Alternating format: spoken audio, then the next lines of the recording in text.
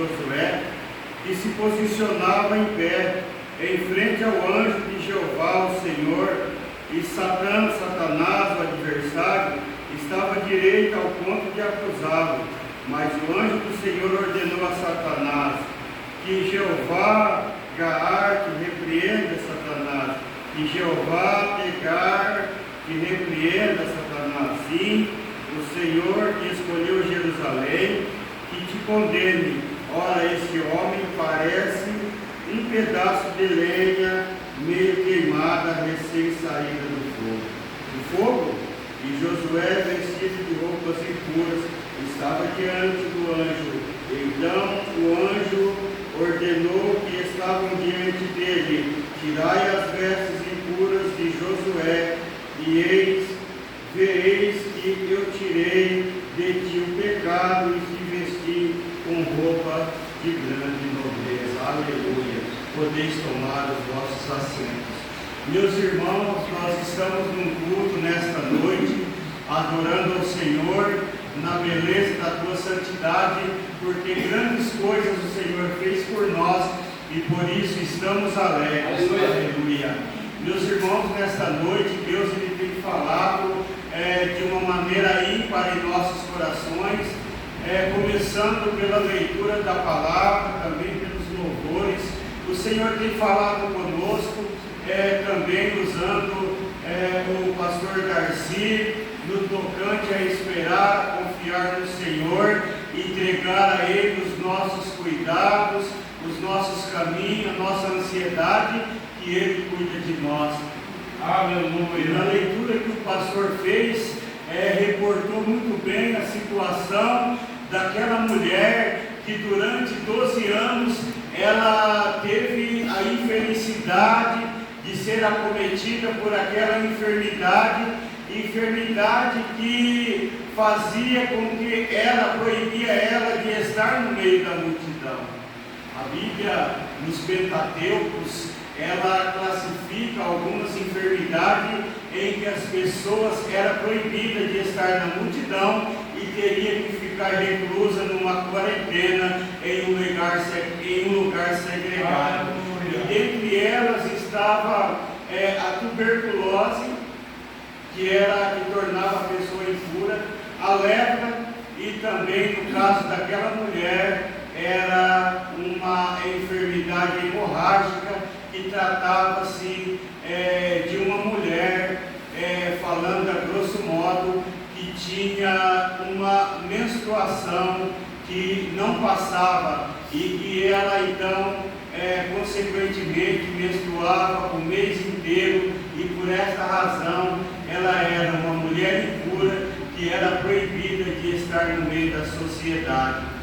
E se a gente olhar para o histórico daquela mulher, durante aqueles 12 anos, certamente o seu marido havia abandonado, ou se ela tinha marido, talvez ele então estava vivendo com as concubinas, com as outras mulheres, mesmo porque naquela cultura o homem poderia ter várias mulheres, e então ela era uma mulher infeliz por ser acometida por aquela enfermidade, e também na vida sentimental, conjugal, ela era também certamente uma mulher infeliz. E agora aquela mulher fez o que era correto, em entregar o teu caminho ao Senhor, entregar ao Senhor toda a sua ansiedade, e o Senhor então entrou com providência na vida daquela mulher, e o quadro da sua história foi mudado, um novo capítulo, uma nova história é reescrita na vida daquela mulher, porque quando Jesus chega, algo diferente acontece, como aconteceu na vida daquela mulher. Talvez nós podemos estar passando por circunstâncias parecida, idêntica na vida espiritual, na vida profissional, na vida matrimonial, em qualquer esfera da vida, mas o Senhor que operou na vida daquela mulher, quando ela tocou nele, saiu virtude, ela entregou os teus caminhos, os teus problemas, a tua ansiedade ao Senhor, e o milagre. Aleluia! Nós vemos aqui agora, nesse quadro bíblico que eu acabei de ler, uma situação inversa. Se a mulher entregou os teus cuidados ao Senhor, o Senhor agora, Ele entrega uma grande responsabilidade na vida de um homem cujo nome era Josué, um homem que se sentia incapaz, um homem que não tinha capacidade para executar aquele propósito, para levar aquela obra, aquele trabalho adiante, porque ele estava sendo acusado pelo inimigo, por Satanás, que ele era incapaz, que ele não tinha condições alguma para exercer o ministério sacerdotal na qualidade de sumo sacerdote na presença de Deus. Jesus. Nós vemos na Bíblia, para que nós possamos entender este cenário bíblico, vale a pena nós fazer uma exegese no conteúdo histórico, porque o povo de Israel havia ficado cativo 70 anos em Babilônia, e o rei Ciro então havia assinado por decreto que eles deviam retornar para a sua pátria e então reerguer os muros da cidade, restaurar o templo e continuar a sua vida lá em Jerusalém, porque esse era o propósito de Deus, uma vez que os 70 anos de cativeiro havia se findado. Louvado seja Deus. Nós vemos na Bíblia que após o rei assinar o decreto, Neemias ele volta para Jerusalém com aproximadamente 50 mil homens, e ele começa lá a restauração do templo. Houve de uma certa forma uma investida, uma oposição dos inimigos, os samaritanos, que não queria que a obra, que a cidade fosse restaurada, que os muros fossem edificados e que o templo fosse levantado. Mas Neemias bradou com fé, e com 52 dias a obra foi concluída, ainda que Tobias, que Sanbalate, que Gesem se levantaram, mas eles permaneceram no propósito e a reconstrução do templo foi concluída. E agora então ele começa a segunda etapa, que é reconstruir o templo, e o templo então ele começa a ser reconstruído. Novamente Tobias, Sanbalate e Gesem se levanta contra a obra de Deus, porque eles eram inimigo ferrenho da obra de Deus, escrevendo carta para os reis da além do rio e também para o rei Dário, e acusando os judeus de insurreição, acusando os judeus de levante contra o reinado, e então o rei assim permite, através de carta, que a obra seja interrompida. E a obra de Deus então é o templo, a reconstrução do templo, ela foi interrompida, paralisada, num período de 16 anos. E durante esse período,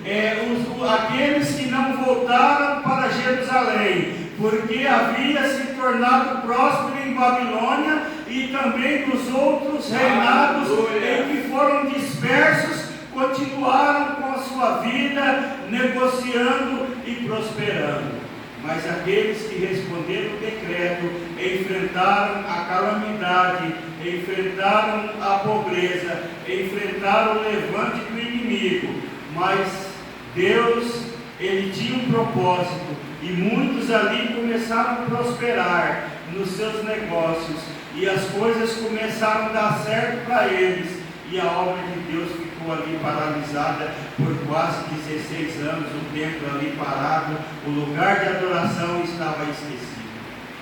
E o profeta Ageu, Deus levanta o profeta Ageu, já idoso, e ele começa a profetizar para o povo,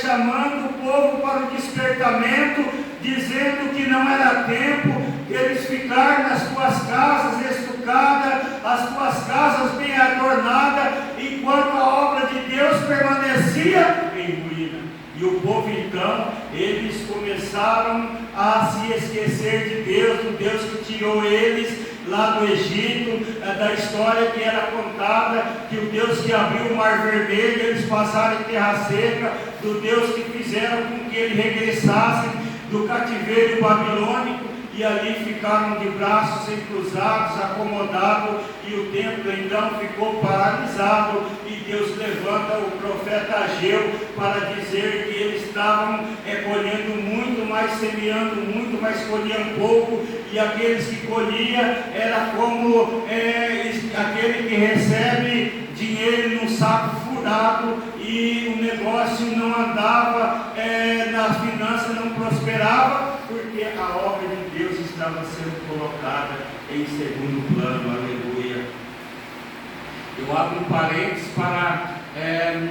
que nós possamos enxergar e entender que nesses últimos dias muitos cristãos que Deus tem abençoado, tem tirado um charco de lodo, tem colocado,